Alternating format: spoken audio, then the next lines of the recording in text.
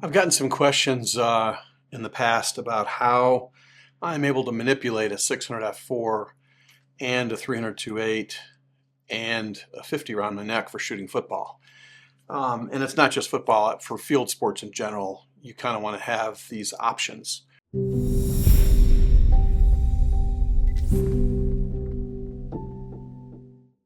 And so what I want to do is sort of an example of how I manage this. And it's all about the correct monopod.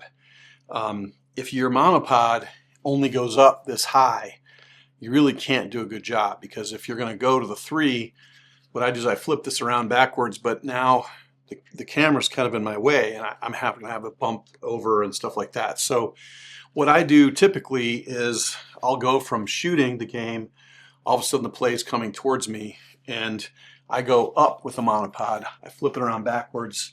Now I'm unencumbered and I can see 180 degrees no matter which way, and if it gets even closer I can still come up with the old crap camera and still get like a really nice frame. And by the way, the 50 around the neck, this is a John Beaver thing from way back at Sports Illustrated. He would do a 50mm lens pre-focused at 25 feet and he'd shoot at like 2.8, and this got him a lot of covers, a lot of, double truck spreads inside, things like that. So, but anyway, this is how I kind of manage a 6 and a 3 and a 50 all at the same time, working by myself without an assistant. Back in the day, Sports Illustrated, we got assistants to everything we did. Peter Reed Miller occasionally would get 2 assistants when he worked at Texas Stadium back in Dallas, back in the old days.